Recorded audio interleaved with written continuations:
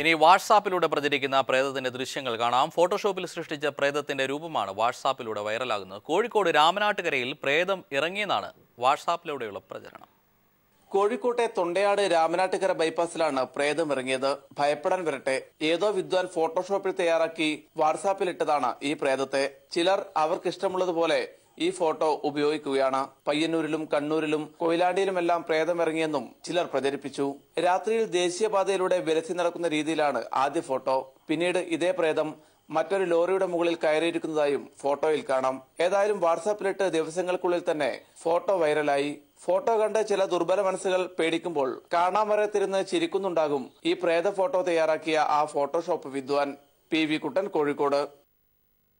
കോഴിക്കോട് ജില്ലയിലെ വിദ്യാഭ്യാസ സ്ഥാപനങ്ങൾ കേന്ദ്രീകരിച്ച് കഞ്ചാവ് വിൽപ്പന നടത്തുന്ന മൊത്ത വിതരണക്കാർ പോലീസിന്റെ പിടിയിലായി. മെഡിക്കൽ കോളേജ് പോലീസാണ് ഈ സംഘത്തെ പിടികൂടിയത്.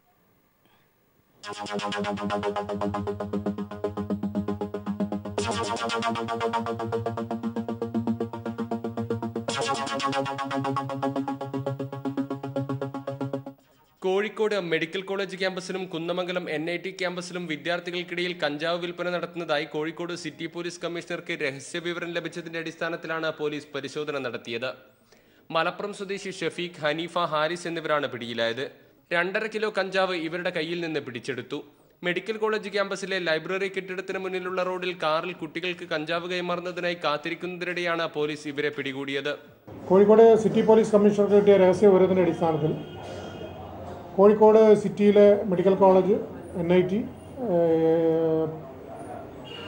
എഞ്ചിനീയറിംഗ് കോളേജുകൾ, മറ്റ് പ്രൊഫഷണൽ കോളേജുകളെ കേന്ദ്രീകരിച്ച് കഞ്ചാവ് വിതരണം ചെയ്യുന്ന കഞ്ചാവിൻ്റെ മൊത്ത വിതരണക്കാരായിട്ടുള്ള 3 യുവാക്കൾ, അവർ മലപ്പുറം സ്വദേശികളാണ്. മലപ്പുറം സ്വദേശികളായിട്ടുള്ള ഹനീഫ, ഹാരിസ്, ഷഫീഖ് എന്നിവരെ ഇന്നലെ വൈകിട്ട് 6 മണിയോടുകൂടി medical college police medical college campus പരിസരത്ത് വെച്ച് അവർ യാത്ര ചെയ്യാൻ ഉപയോഗിച്ച സ്വിഫ്റ്റ് ഡിസയർ കാർ ഉൾപ്പെടെ കസ്റ്റഡിയിലേക്ക് വന്നു.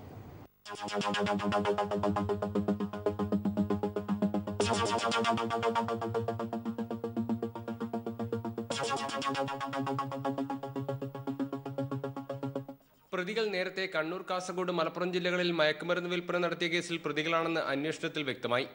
ആന്ധ്രാപ്രദേശിൽ നിന്നാണ് കേരളത്തിലേക്ക് കഞ്ചാവ് എത്തിക്കുന്നതെന്ന് പ്രതികൾ ചോദ്യം ചെയ്യലിൽ സമ്മതിച്ചു. കമ്പം, തേനി, കുമളി ചെക്ക് പോസ്റ്റ് വഴി കഞ്ചാവ് കേരളത്തിലെത്തിച്ച ശേഷം കോഴിക്കോട്, പാലക്കാട്, മലപ്പുറം ജില്ലകളിൽ വിൽപ്പന നടത്തുന്നതാണ് ഇവരുടെ രീതി. കോടതിയിൽ ഹാജരാക്കിയ പ്രതികളെ റിമാൻഡ് ചെയ്തു. News bureau, Kozhikode. ഗുരുവായൂർ ക്ഷേത്രത്തിൽ ഭക്തർക്ക് മർദ്ദനമേറ്റ സംഭവം ഏകാംഗ അഭിഭാഷക കമ്മീഷൻ അന്വേഷിക്കുമെന്ന് ഗുരുവായൂർ ദേവസ്വം. ആരോപണ വിധേയനായ ക്ഷേത്രം അസിസ്റ്റന്റ് മാനേജർ സുനിൽ കുമാറിനോട് നിർബന്ധിത അവധിയിൽ പ്രവേശിക്കാൻ നിർദ്ദേശം നൽകി. അന്വേഷണം പൂർത്തിയായ ശേഷം കുറ്റക്കാർക്കെതിരെ നടപടിയുണ്ടാകുമെന്ന് ദേവസ്വം വ്യക്തമാക്കി. ഗുരുവായൂർ ക്ഷേത്രത്തിൽ ദർശനത്തിനെത്തിയ അമ്മയ്ക്കും മാനസിക വളർച്ചയെത്താത്ത മകനും മർദ്ദനമേൽക്കുന്ന ദൃശ്യങ്ങൾ കഴിഞ്ഞ വർഷം പുറത്തു വന്നിരുന്നു. തുടർന്നാണ് കേസിൽ അന്വേഷണം നടത്തി റിപ്പോർട്ട് സമർപ്പിക്കാൻ ദേവസ്വം അധികൃതർക്ക് മനുഷ്യാവകാശ കമ്മീഷൻ നിർദ്ദേശം നൽകിയത്. ക്ഷേത്ര ഭരണസമിതി ആരോപണം അന്വേഷിച്ച് നടപടി സ്വീകരിക്കാനും എന്ത് നടപടിയാണ് സ്വീകരിച്ചതെന്ന് 1 മാസത്തിനകം കമ്മീഷന് റിപ്പോർട്ട് നൽകാനും ഉത്തരവിട്ടു. എന്നാൽ 1.5 മാസം പിന്നിട്ടിട്ടും ക്ഷേത്ര മാനേജരോട് അവധിയിൽ പ്രവേശിക്കാൻ ആവശ്യപ്പെട്ടതല്ലാതെ സംഭവത്തിൽ യാതൊരു നടപടിയും ഉണ്ടായില്ല. അന്വേഷണത്തിന് ശേഷം നടപടിയുണ്ടാകുമെന്നാണ് ദേവസ്വം ചെയർമാൻ TV ചന്ദ്രമോഹന്റെ പ്രതികരണം. കേസ് നടക്കില്ലേ? ഹൈക്കോടതിയിലെ കേസ് നടക്കില്ലേ? അതിന്റെ നടപടി നിങ്ങളോട് പറയുന്നു. തീരുമാനം എടുത്തു കഴിഞ്ഞാൽ നടപടി നിങ്ങളോട് പറയും. നടപടി എടുക്കുമെന്ന് എനിക്ക് പറയാൻ പറ്റുള്ളൂ. കേസിൽ പരാതിക്കാർ ഇല്ലെന്ന കാരണം പറഞ്ഞ് ആദ്യഘട്ടത്തിൽ പോലീസ് നടപടി ഒഴിവാക്കിയിരുന്നു. മുൻ മന്ത്രി KK രാമചന്ദ്രന്റെ മകനായ ക്ഷേത്ര മാനേജർ സുനിൽകുമാറിനെ രക്ഷിക്കാൻ നീക്കം നടത്തുന്നതായി ആരോപണമുയർന്നു. സംഭവത്തിൽ ക്ഷേത്ര മാനേജർ സുനിൽകുമാർ, സെക്യൂരിറ്റി ജീവനക്കാരൻ രാധാകൃഷ്ണൻ എന്നിവർ കുറ്റക്കാരാണെന്ന് മനുഷ്യാവകാശ കമ്മീഷൻ കണ്ടെത്തിയിരുന്നു. തുടർന്നാണ് കേസിന്റെ അന്വേഷണം വേഗം പൂർത്തിയാക്കാൻ കമ്മീഷൻ പോലീസിനും ദേവസ്വം അധികൃതർക്കും നിർദ്ദേശം നൽകിയത്. News bureau, Thrissur. ദേശീയ സംസ്ഥാന പാതകളിലെ കുഴികളിൽ വീണ് മരിക്കുന്നവരുടെ എണ്ണം രാജ്യത്ത് 11,000 കടന്നുവെന്ന് കണക്കുകൾ. അശാസ്ത്രീയമായി നിർമ്മിക്കുന്ന വേഗ നിയന്ത്രണ ഹമ്പുകളും വാഹനയാത്രക്കാരുടെ ജീവനെടുക്കുന്നുണ്ട്. റോഡ് അപകടങ്ങൾ സംബന്ധിച്ച് കേന്ദ്ര സർക്കാർ പുറത്തുവിട്ട കണക്കിലാണ് ഇക്കാര്യം വ്യക്തമാക്കുന്നത്. ദിലീപ് ബ്യൂറോയുടെ റിപ്പോർട്ട്. ഗതാഗത വകുപ്പിന്റെയും പൊതുമരാമത്ത് വകുപ്പിന്റെയും അനാസ്ഥയിലേക്ക് വിരൽ ചൂണ്ടുന്നതാണ് റോഡ് അപകടങ്ങളെക്കുറിച്ചുള്ള പുതിയ കണക്കുകൾ.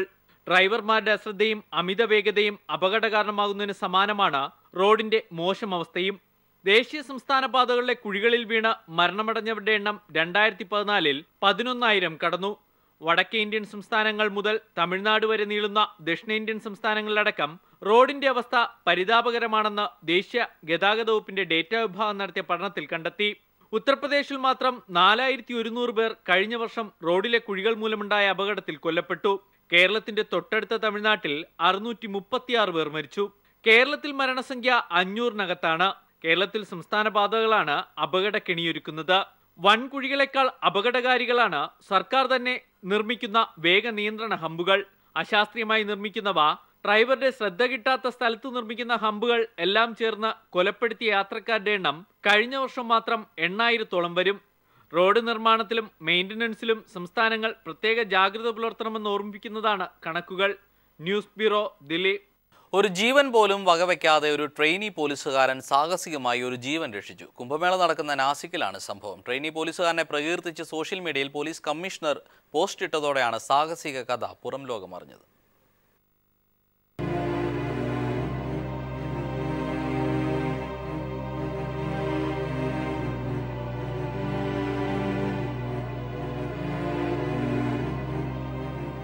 കുംഭമേള നടക്കുന്ന നാസിക്കിൽ നിന്നാണ് ഈ പോലീസ് ട്രെയിനിയുടെ സാഹസിക രക്ഷാപ്രവർത്തനം. കുംഭമേള നടക്കുന്ന സ്ഥലത്തെ അമർധാം പാലത്തിന് മുകളിലൂടെ റോന്തു ചുറ്റുമ്പോഴാണ് മനോജ് ഭരഹേദ എന്ന പോലീസുകാരൻ പുഴയിൽ ഒരാൾ മുങ്ങിപ്പോകുന്നതായി കണ്ടത്. ആളുകൾ അമ്പരന്ന് നോക്കി നിൽക്കുന്നതല്ലാതെ ഒന്നും ചെയ്യുന്നില്ലെന്ന് കണ്ടതോടെ മനോജ് 20 അടിയിലേറെ ഉയരമുള്ള പാലത്തിന്റെ മുകളിൽ നിന്ന് താഴേക്ക് ചാടി.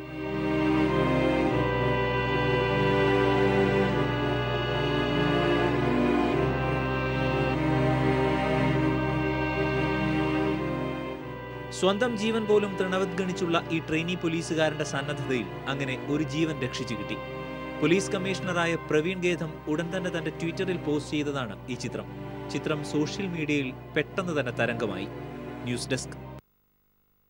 മനുഷ്യജീവിതം രക്ഷപ്പെടുത്തിയ കാഴ്ചകൾക്കൊപ്പം മറ്റൊരു രക്ഷപ്പെടുത്തൽ കാഴ്ച കൂടി. കോതമംഗലത്തെ വടാട്ടുപാറയിൽ കിണറ്റിൽ വീണ ആനയെ 5 മണിക്കൂർ നീണ്ട പരിശ്രമത്തിന് ശേഷം രക്ഷപ്പെടുത്തി. ഇളമറയാർ കാടിനോട് ചേർന്ന പ്രദേശത്തെ കിണറ്റിലാണ് ആന വീണത്. ആ കാഴ്ചയുമായി ഇന്നത്തെ ക്രൈംബ്രാഞ്ച് പൂർണ്ണമാവുകയാണ്. നമസ്കാരം. പുലർച്ചെയോടെയാണ് കോതമംഗലം വടാട്ടുപാറയിൽ വേലായുധന്റെ പുരയിടത്തോട് ചേർന്നുള്ള കിണറ്റിൽ ആന വീണത്. രാവിലെ വേലായുധന്റെ മകനാണ് കിണറ്റിൽ വീണ ആനയെ കണ്ടതും.